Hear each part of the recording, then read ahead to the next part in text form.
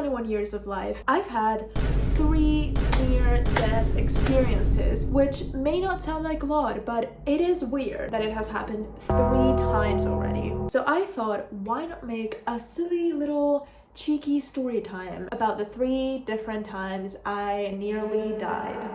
Hi everyone, I'm Eva and welcome back to my YouTube channel. One more day. How have you guys been? I hope you've been doing fine. I hope you've been doing alright. I know that this video has like a really strong title. Listen, hear me out. The 3 story times that I'm gonna be talking about today happened already a couple of years ago, so hopefully we're not gonna get a new story time like this anytime soon, I hope. But I'm gonna go from the tamest story, which was kind of bad, but okay, you know, you'll see, to the most traumatic one that literally traumatized me for life. So we're gonna get into it. Story time number 1. The plane and the flying food. So we go back a couple of years ago. I don't even know what year this is. Was it like 2019? I think it was before 2019. I think it was way before. My mom and I went on a trip to Hungary, but I was living back in my hometown, and basically there were no direct flights. So we had to do Asturias, Madrid, Budapest.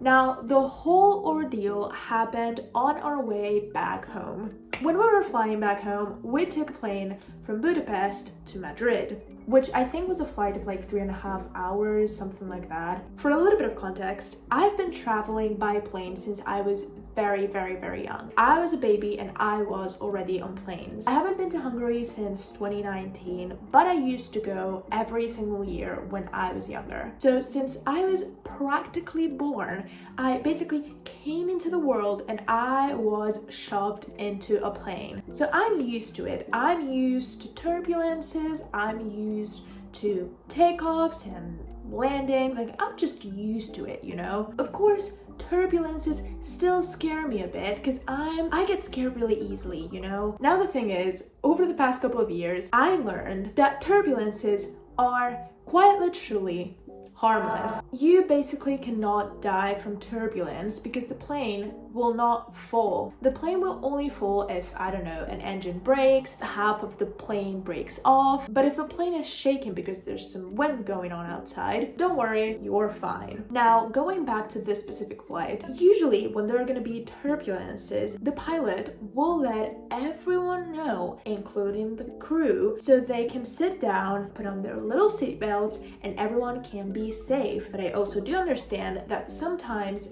the weather can be a little bit unpredictable and you will not know that the turbulence is coming. However, this time it was slightly bit different because the actual flight attendants were just going down the aisle, just calmly giving everyone food. And suddenly the plane starts shaking. But it didn't go from like 0 to 5, then to 10, then to 20. No. It went from like 0 to 100 in a matter of 5 seconds, to the point that the actual food and beverages on the cart started to fly around the plane. And listen, if this part wasn't terrifying enough, the worst part was me looking up at the flight attendants who do this for a living and are used to this, and seeing their faces. When I tell you, they looked horrified. And the one that was next to me literally went, "Oh my fucking god, holy shit," and he just started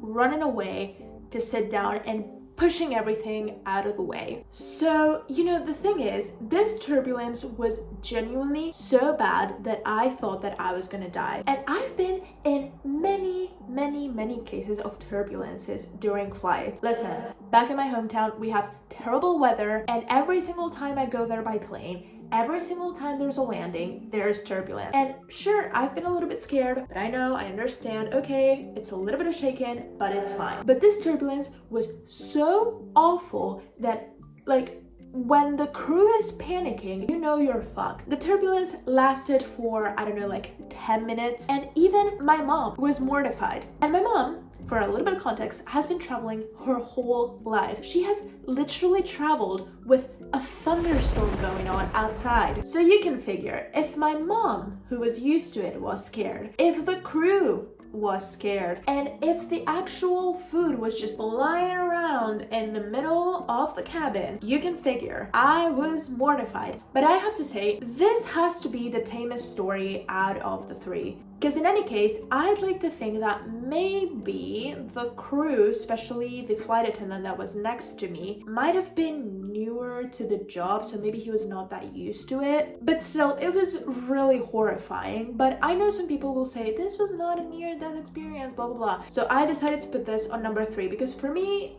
it was in some sort of way. But listen, the next story, we cannot deny, this one was 100% a near-death experience. Story time number 2, the running truck driver.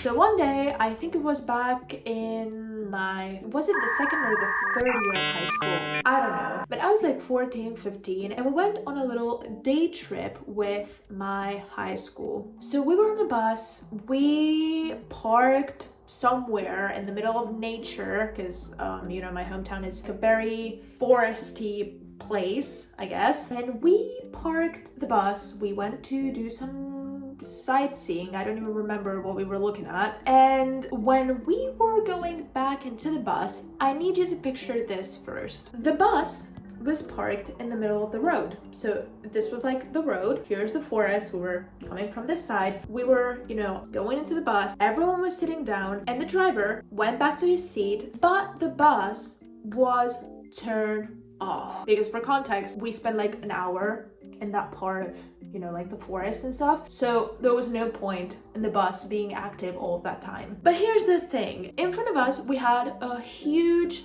hill. So on our side of the road, we had to go uphill. But anyone who was coming in front of us was coming downhill. Does that make any sense? So you can kind of figure where this is going, right? Bunch of teenagers screaming, doing their own thing in the middle of the bus. The bus driver probably just wishing he could go home at this point. When we suddenly look to the front and we see that in front of us, there is a huge truck.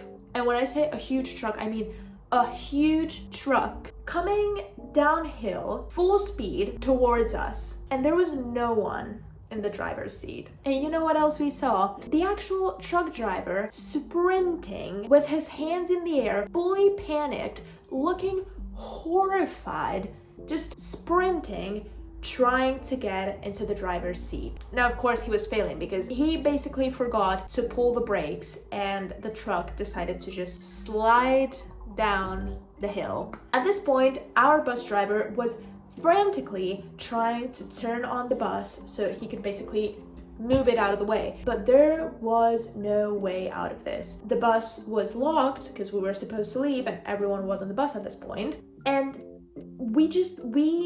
I think we all froze. I don't even think anyone even like screamed or anything. We just froze and we were looking straight into the truck like, what is going on? And I don't know what kind of miracle happened. I genuinely have no idea. But when the truck was gonna come like full force, crashing into us, it kind of like turned to the side and it just crashed straight into an electricity pole, which basically fell. We simply did not die that day because the truck decided to randomly, thank God, switch directions and just strike an electricity pole. Oh, and by the way, I was in one of the front seats, meaning the impact, it would have just hit me full force. Now, this was absolutely mortifying, and for some reason, after that, we just kept going on with the day trip. I have no idea what that was about, but a random fact about my life, I guess, how I almost died on a high school trip.